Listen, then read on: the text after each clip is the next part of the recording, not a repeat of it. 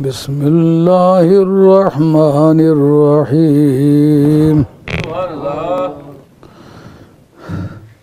कुल इन कान आबाउकुम व अबनाउकुम व अज़वाजुकुम व अशीरतुकुम व अम्वालुन इक़्तरफ़्तुमूहा व तख़शौना कसादहा व मसाकिन तरदौनहा अहब्ब इलैकुम मिनल्लाहि व रसूलिही व जिहादिन फ़ी सबीलिही फ़तरब्बसू हत्ता यातियल्लाहु बिअम्रिही वल्लाहु ला यहदिल क़ौमल फ़ासिक़ीन। सदक़ल्लाहु मौलानल अज़ीम। मोहतरम हाज़रीन, मैं गुज़श्ता जुमे सरकार की मोहब्बत पर तबसरा कर रहा था। ये दरअसल मोहब्बत रसूल सारे दीन की जान है। सारा दीन इसी के गिरदा गिर्द घूमता है। जिसकी मोहब्बत जितनी ज़ोर आवर है उतना उसका दीन पुख्ता है। सहाबाए किराम रिदवानुल्लाह ताला अजमईन की ज़िंदगी का नुमायाँ पहलू सरकार से मोहब्बत है। कुरान ने अकीदे के तौर पर बतलाया कि सरकार की मोहब्बत हुक्मन क्या हुक्म रखती है, फ़र्ज़ ऐन है, हर शख्स पर फ़र्ज़ है।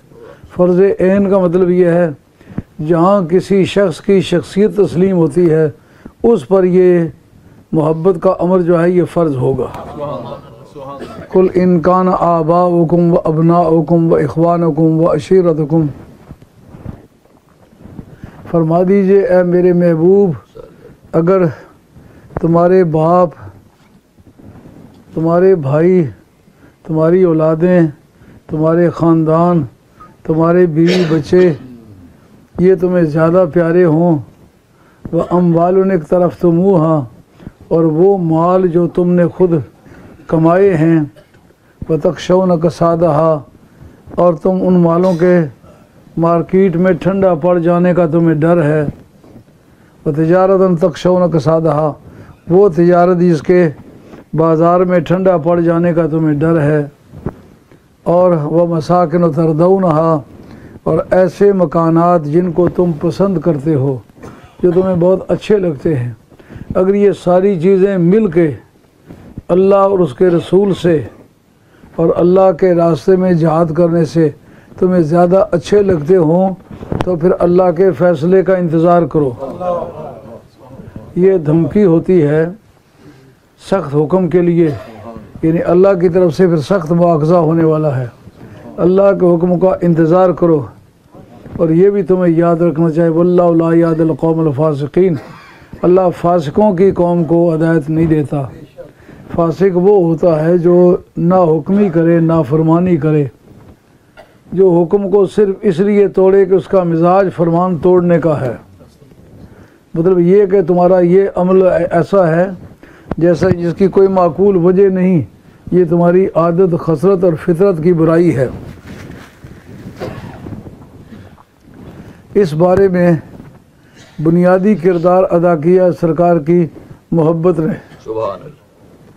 जैसा कि मैं गाबगा इस बात का ज़िक्र करता हूँ कि हज़रत अमीर हमज़ा रज़ी अल्लाह ताला अन्हु के ईमान के बारे में मुख्तलिफ़ तरह की तफ़सीलात लिखी जाती हैं कि उन्होंने शिकार का लिबास पहना हुआ है, शिकार करके वापस आए हैं। आगे देखा कि सरकार का ज़ख्म है, खून टपक रहा है, और देख के ठोड़ी के नीचे हाथ रख के, चचा भी लगते थे और रज़ाई भाई भी थे, दोनों ने उम्मे ऐमन का दूध भी पिया हुआ था। लेकिन अरब सोसाइटी में हज़रत अमीर हमज़ा सबसे ज़्यादा खूब शक्ल आदमी थे और सोसाइटी में सबसे ज़्यादा शाज़ोर भी थे और छरेरे बदन के आदमी थे। जंप ऐसा लेते थे कि घोड़ा भी इतना जंप नहीं ले सकता। आपके पाँव में खम था बड़ा खासा, और जिसके पाँव में खम ज़्यादा हो वो पाँव का तेज़ होता है। कबड्डी के खिलाड़ी बात करते वक्त कहते हैं उसके पाँव में खम है बड़ा, मतलब वो बहुत चुस्त व चालाक है। जिसका पाँव नीचे से फ्लैट हो ना वो चुस्त व चालाक नहीं होता, शाज़ोर तो हो सकता है लेकिन चुस्त व चाबुक नहीं हो सकता। तो उन्होंने से शफ़क़तन चचा होने की मुनासिबत से आपकी ठोड़ी मुबारक के नीचे हाथ रख के कहा ये क्या हुआ है? उनका अबू जेल ने मुझे इस जगह मारा है, कमान मारी है। अर्ज़ किया कि ए मोहम्मद सिर्फ अब्दुल्ला ही मरा है ना, सारा ख़ानदान तो नहीं मरे, हम जिंदा हैं, हम पीछा करेंगे दुश्मन का। मैं अभी देखता हूँ वो किस माँ ने जना है जो तुझे मारे, हम भी जिंदा हों और तुझे लोग मारें। मुझे इस तरह से रवायत याद है और दूसरे लोगों ने इस रवायत को मुख्तलिफ़ तरीक़ों से ज़िक्र किया है, मगर ये मुझे पसंद भी आई है। हरम शरीफ में देखा कि बैठा हुआ है बाबे अब्दुल अज़ीज़ के सामने एक जगह जिसका नाम है तवातिया। ये मुकामी लोकल लैंग्वेज है, मक्के के रहने वाले उसको कहते हैं तवातिया। जिस तरह हमारे पठवार में तकिया होता है ना, बाद बुज़ुर्गों के मज़ारात, हमारे अपने गांव में जिस जगह इस वक्त हमारा दरबार बना हुआ है ये तकिया होता था। वो मैंने सैयदों को जगह मुआवजे में दे के, बदले में दे के, तो वो जगह लेके फिर उसको अल्लाह अल्लाह के लिए जगह बनाया है। ये तो साबका दरबार जो था वो कब्रों से भर गया था, उसमें ज़िक्र फ़िक्र की जगह कोई बाकी नहीं रही थी। इसको छछ की ज़ुबान में उज़रा कहते हैं। उज़रा गांव में एक जगह होती है जहाँ लोग इकट्ठे होते हैं, वहाँ तवातिया में वो इकट्ठे सूटे लगा रहे थे। लंबे लंबे पाइप होते हैं उनके हुक्कों के, 100 गज़ तक वो पाइप चला जाता है। वहाँ बैठ के हुक्के पीते हैं और कावा पीते हैं, उसको फिंजान कहते हैं। है फिंजान लफ्ज़ है लेकिन वो फे को फे से मुशाबे पड़ते हैं, फिंजान। वो कावे पी रहे थे और सूटे लगा रहे थे। जब हज़रत अमीर हमज़ा आए उन्होंने कहा अबू जेल तुमने मोहम्मद को मारा? उन्होंने कहा जी। क्यों मारा है? बहुत अच्छा किया मारा है। और फिर जान संभाल, अगर माँ का दूध पिया तो बाहर निकल सफ़र से। वो बाहर आ गया, आपने जंप करके उसके तवक्को से कि कतन खिलाफ कमान मारी, माथे पे ज़ख्मी करके गिरा लिया। और गिरा लिया तो ऊपर बैठ गए, ऊपर बैठ के अपनी कमान को उसके खून से रंगा। उसके बाद कहते तुम मुझे जानते, मेरा नाम हमज़ा है, अब अगर बदले की तौफीक हो तो फिर मेरे पीछे आओ। वापस फ़ौरन आके सरकार की बारगाह में कमान पेश की, कहा ये तेरे दुश्मन का खून है, ज़रा देखिए इस जगह जो मौका बनता है वो मोहब्बत का मौका है। तो हजूर फरमाने लगे चचा लोगों के मारने से मेरा मुद्दा पूरा नहीं होता, अगर आप कलिमा पढ़ लेते ना मुझे बड़ी खुशी होती। अब चल ये पढ़ा कलमा। कोई नहीं पूछा इसका मतलब क्या होता है, मगर तुझे नाराज़ नहीं कर सकते, चल यार पढ़ा कलमा। इस जो सरकार की मोहब्बत है ना वो आदमी से कारनामे इंजाम दिलवाती है। सरकार की मोहब्बत के बगैर कोई कारनामा अमल में नहीं आता। मसलन हज़रत खुबैब रज़ी अल्लाह ताला अन्हु, कुफ़ार ने कुछ आकर के दरख्वास्त की फ़लाँ जगह तबलीग की ज़रूरत है, आप चंद आदमी भेजिए। 10 आदमी को भेजा, उनमें हज़रत खुबैब रज़ी अल्लाह ताला अन्हु भी थे। रास्ते में चल के उन्होंने अपनी जब हुदूद में दाखिल हुए, देखा कि अब हमारे कबीले का ही अमल दखल है और कोई यहाँ पर दाखिलत नहीं कर सकता। तो उस वक्त उन्होंने सहाबा पर हाथ उठाया और बाकियों को शहीद कर दिया। हज़रत खुबैब लड़ते लड़ते एक टीले पर चढ़ गए, बहुत सारे कुफ़ार ने आके आपको घेरा और आपको ज़िंदा पकड़ लिया और पकड़ के ले गए मक्के शरीफ में। वहाँ के 3-4 आदमियों को हज़रत खुबैब ने उहद और बदर की जंग में बारी बारी वो मरदूद किया था, तो वो बदला लेना चाहते थे। उन्होंने उनसे पैसे दे कर के उनको छुड़ा लिया कि जो कत्ल करना चाहते थे, छुड़ाया उनसे जिन्होंने उनको गिरफ़्तार किया था और लेके आ गए अपने मकान में जो उनका अपना ज़ाती तौर पर जेल बनाई हुई थी। वहाँ वो पहुँच गए और हज़रत खुबैब रज़ियल्लाहु अन्हु को वहाँ बंद कर दिया। और उनकी लड़की इस बात की गवाह है कि मैंने देखा कि हज़रत खुबैब जो हैं वो अंगूर खा रहे हैं, हालांकि अंगूरों का मौसम नहीं था। उसको अंगूर खाते हुए देखा, अंगूर भी बड़े ताज़ा दम और बड़े खूबसूरत पले पोसे हुए अंगूर थे। मैं हैरान हुई कि इस वक्त में इसको अंगूर किसने दिए हैं। तो आप फरमाते हैं मुझे अंगूर उसी ने दिए हैं जिसने जनाब मरियम को बग़ैर मौसम के फल दिए थे। आज भी वही खुदा है। आज गर हो इब्राहीम का ईमान पैदा, तो आग कर सकती है अंदाज़े गुलिस्तां पैदा। न शाखे गुल ही ऊंची है न दीवारे चमन बुलबुल, तेरी हिम्मत की पस्ती है तेरी हिम्मत की कोताही। आज भी खुदा वही खुदा है, उसकी करम नवाजी के रंग वही हैं। और उन्होंने ऐसा किया कि मुझे अनकरीब ये फांसी देंगे, अगर मैं अपनी हजामत बना लूँ तो ज़्यादा मुनासिब होगा। तो हज़रत खुबैब ने उनसे उस तरह मांगा, उन्होंने उस तरह दे दिया।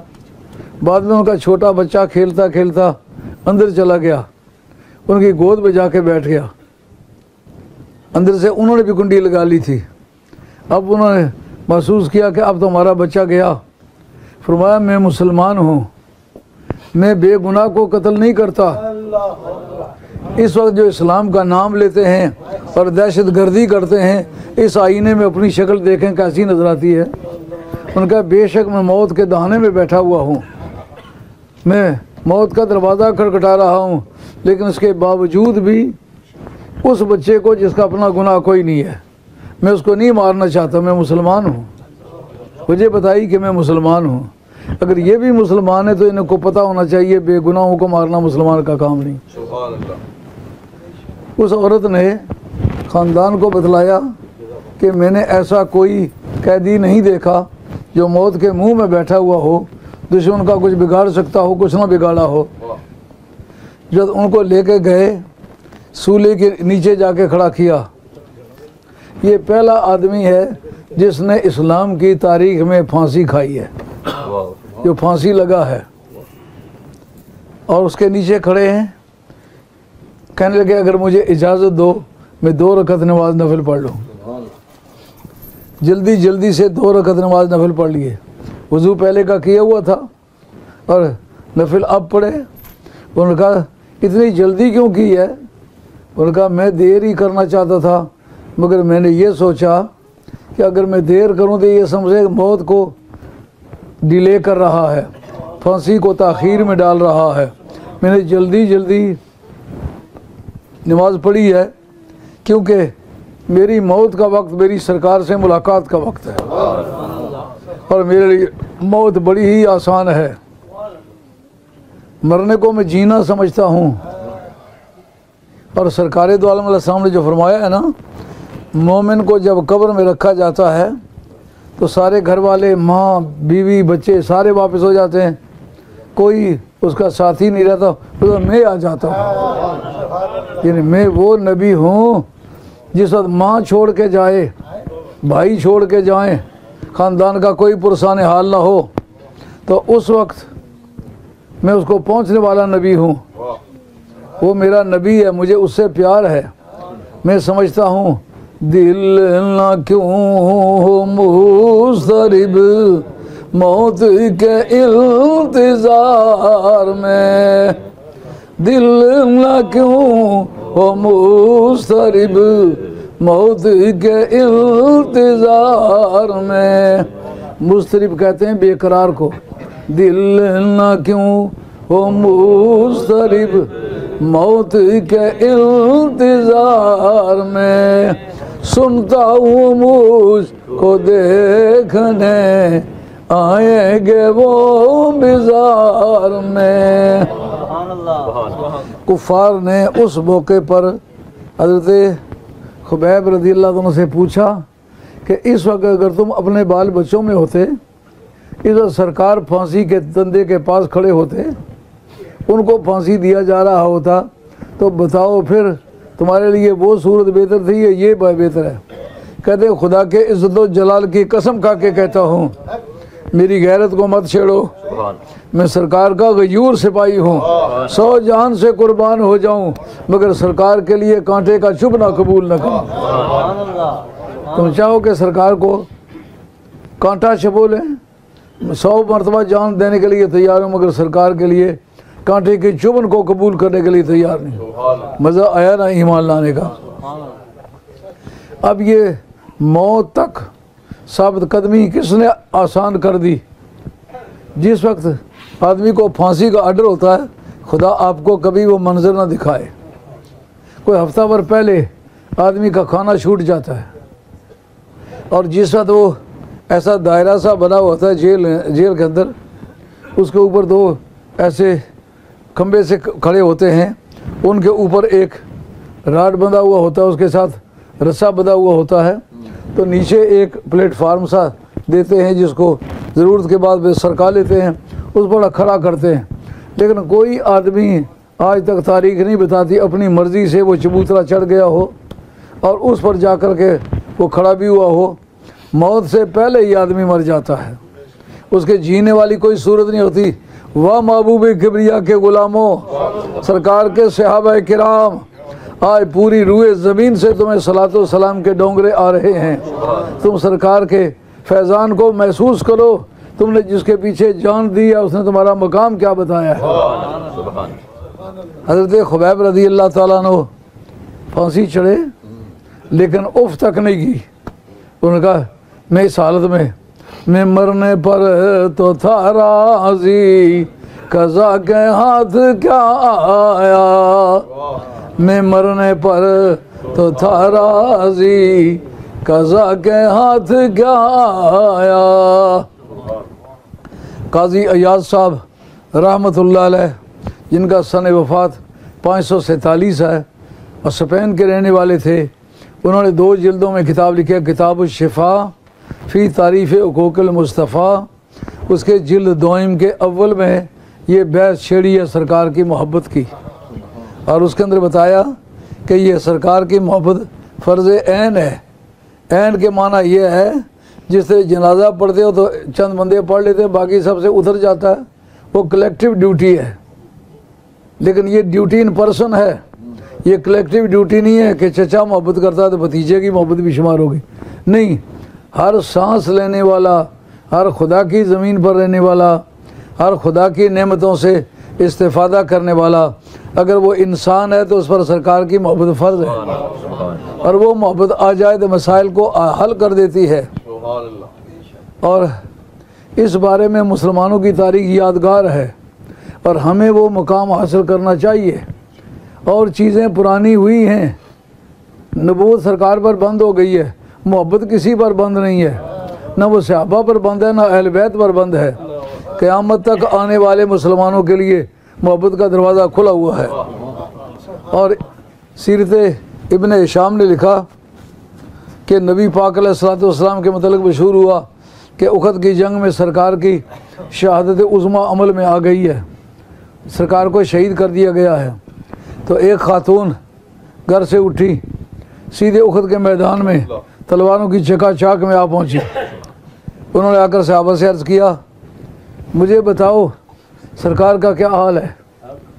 उनका सरकार के हाल का तो हमें पता नहीं, ये जो सामने फड़क रहा है ना, ये तेरा मियाँ है। उन्होंने कहा मियाँ को देखने नहीं आई हूँ, मैंने सरकार के बारे में ये खबर सुनी है, वो मुझसे सही नहीं जा सकी, नहीं तो पहले लड़ाई होती नहीं, मैं चुप रही, बैठी रही। अब मुझे पता चला सरकार दो आलम सामने जाम शहादत नोश कर लिया है, मुझे सरकार के बारे में बताओ। उनका वो तो पता नहीं। आगे 2 कदम गई तो किसी ने कहा ये तेरा भाई है जो फड़क रहा है और तुम्हें वापसी ले रहा है। उनका भाई के पते के लिए नहीं आई हूँ, सरकार का पता करने आई हूँ। 2 कदम आगे गई तो देखा एक और नौजवान फड़क रहा है, खून से लथपथ है। उसको तड़पता हुआ देख के सहाबा ने बताया ये तेरा बेटा है जो शहीद हो गया है। उनका नहीं, बेटे को देखने नहीं आई हूँ, मैं सरकार को देखने के लिए आई हूँ, बताओ उनका क्या हाल है। 2-4 कदम आगे गई, देखा कि सरकार ठीक है, सरकार ज़िंदा है। कहते हैं कुल्लो मुसीबत बाद अगर जलल या रसूलुल्लाह, आपके देख लेने के बाद हर मुसीबत आसान हो गई, अब मेरे लिए किसी मुसीबत का कोई वजूद नहीं है। जिन लोगों ने घर लुटाए, ख़ानदान लुटाए, बापों को मारा, बेटों को मारा, भाइयों को मारा, सरकार की मोहब्बत ने उनको इस पर आमादा किया। सरकार की मोहब्बत पर जवानी आए कायनात का इनकलाब है। आज भी इसी तरह सिलसिले हो रहे हैं। सरकार की मोहब्बत का फ़र्क है। लोगों ने दीन को भी सियासत पर लगा दिया है, अकायद और नज़रियात को भी वो बेच रहे हैं। जो आदमी पाकिस्तान में वज़ीर आज़म बनता है या बन चुका है या बनना चाहता है, सबसे पहले वो मिर्ज़ाइयों के बारे में राय हल्की करता है।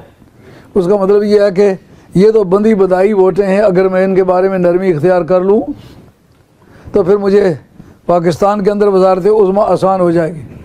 आपने नहीं देखा जितने लोगों को ये चस्का था या जिनको आरजू थी, यहाँ भी जो कॉन्फ्रेंसेस हुई हैं ख़त्म नबूवत की, इश्तिहार पर ख़त्म नबूवत लिखने नहीं दिया और पूरी तकरीरों में नाम लिया है कि ये ख़त्म नबूवत कॉन्फ्रेंस है। ना इश्तिहार पर है, न तकरीर करने वाले ने अपनी तकरीर में एक जुमला भी बोला।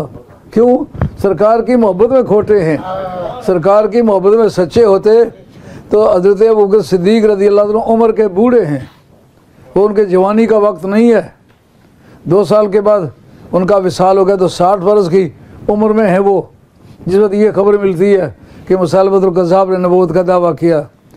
उस वक्त मुर्तदीन का फितना भी बड़े जोबनों पर है, एपोस्टेटाइजेशन। हर तरफ लोग दीन से बरगश्ता हो रहे हैं, दीन से फिर रहे हैं। उनसे कहा गया कि ए अबू बकर सिद्दीक़, आप अपनी पूरी आर्मी जो लड़ाका है, सफ़े अव्वल के लोग हैं, वो कुल 13,000 हैं, वो 13 के 13,000 आप उधर भेज रहे हैं। मदीना शरीफ तो खाली रह जाएगा और ये सहाबा की अज़वाज, ख़ानदान नबूवत और ये मदीना तैयबा की आबादी ख़तरे में पड़ जाएगी। हज़रत अबू बकर सिद्दीक़ रज़ी अल्लाह अन्हु ने फरमाया, अगर मुसलमानों की औरतों के रानों का गोश्त कुत्ते खा जाएं मैं इसको कबूल करूँगा, लेकिन सरकार के बाद नई नबूवत का दावा भी करे, वो भी दुनिया में ज़िंदा रहे, मैं भी दुनिया में ज़िंदा रहूँ, इसको नहीं कबूल करूँगा। ये किसके कारनामे है? ये मोहब्बत के कारनामे है। नहीं तो आदमी कोई भी आना खर्च करते वक्त घबराता है। हज़रत अबू बकर सिद्दीक़ रज़ी अल्लाह अपने घर में झाड़ू दे के जो कुछ था वो झाड़ू करके सरकार की बारगाह में पेश कर दिया। सुइयाँ, धागे और कूड़ा करकट लेकर सरकार की बारगाह में पेश कर दिया कि जो चीज़ इनमें से कारामद है वो रख लें। कहा कि घर में क्या छोड़ के आए हो? कहा अल्लाह व रसूलहू, मैं अल्लाह को छोड़ के आया हूँ, रसूल को छोड़ के आया हूँ। बातें सिद्दीक़ अकबर के मतलब करते हो, सहाबी पुकारते हो, लेकिन सहाबा का अकीदा क्यों नहीं बयान करते हो? उनका अकीदा क्या है? रसूल तो सामने खड़ा है, ये क्यों कह रहे मेरे घर में अल्लाह को छोड़ के आया, रसूल को छोड़ के आ गया हूँ? मालूम है उनका अकीदा घर में भी रसूल मौजूद है, यहाँ भी रसूल मौजूद है। हाजिर नाजिर का अकीदा ना होता तो वो कभी ये जुमला ना बोलते। ये मोहब्बत के कारनामे हैं, मोहब्बत के सिवा ये काम नहीं हो सकते। हज़रत बिलाल हबशी मौत के दरवाज़े पर खड़े हैं। फलम मुख्तज़रा बिलालुन फ़क़ालत इमरातुहु वाह हज़रता हो या बिलाल, वाह हज़ना हो या बिलाल। आप फरमाते हैं वाह मुसर्रता हो या बिलाल। बीवी कहती है हाय अफसोस बिलाल तुम मरे जा रहे हो। उन्होंने कहा ये मत कहो, ये कहो मुबारक हो बिलाल तुम मर रहे हो। उन्होंने कहा आज तक किसी मरने वाले को मौत के दरवाजे पर मुबारकबाद किसी ने नहीं कही, मैं किस मुँह से कहूँ? कहा और किसी ने नहीं कही और न कोई कहता है, तू मुझे ज़रूर कह। क्यों? बड़ी मुद्दतों के बिछोड़े के बाद तेरे प्यार दियाँ गल्लां नहीं भुलाइयां जांदियां, तेरे प्यार दियाँ गल्लां नहीं भुलाइयां जांदियां, कमली वाले आ जुदाइयां नहीं उठाइयां जांदियां। मोहब्बत सरकार कायनात की सबसे बड़ी दौलत है। ये हासिल हो जाती है, रातों को जागना भी आसान हो जाता है, ठंडे पानियों से वज़ू भी आसान हो जाता है, रुपया पैसा जेब से निकाल के देना भी आसान हो जाता है, जान माल खर्च करना भी आसान हो जाता है। तो दमे वापसी तक सहाबा ने इसका एहतमाम किया। बदर की जंग में सीरत इब्न शाम ने भी लिखा है और कामिल ने भी लिखा है, इब्न असीर ने भी। बदर की जंग है, लाशों के नीचे एक सहाबी है, उनको पाँव की आठ से महसूस कर लिया सरकार गुजरे जा रहे हैं। अर्ज़ करते या रसूलल्लाह अदरिक नहीं, या रसूलल्लाह मेरे तरफ ध्यान फरमाइए।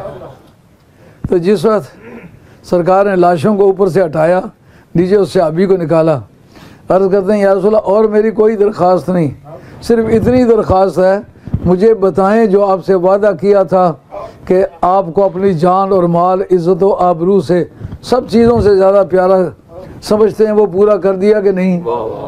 उस सरकार ने बहुत प्यार से नीचे बैठ के उनका सर अपने घुटने पर रखा। हाफ़िज़ शिराज़ी फरमाते हैं बचे नाज़ रफ़्ता बाशत ज़े जहान आज़मंद के बवक्त जहाँ सपुर्दन बशरश रसीद बाशी। वो कितना खुश नसीब इंसान है जिसके दमे वापसी के वक्त आप उसके सलाने बैठे हुए हैं। चू तू मसीखा दम अगर थी मारे रंजूरी कुनत, रंजूर अजहरक आरजू हर रोज़ बीमारी कुनत। तेरा जैसा ईसवी सिफात महबूब सराहने आके बैठे, खुदा की कसम रोज़ाना बीमार होने की दुआ मांगू। अब अल्लाह कबूल फरमाए। ये मोहब्बत का एक चैप्टर था जो आपके सामने रखा। वमा अलैना इल्लल बलागुल मुबीन व आखिरु दावाना अनिल हम्दुलिल्लाहि रब्बिल आलमीन। अस्सलातु वस्सलामु अला रसूलिल करीम।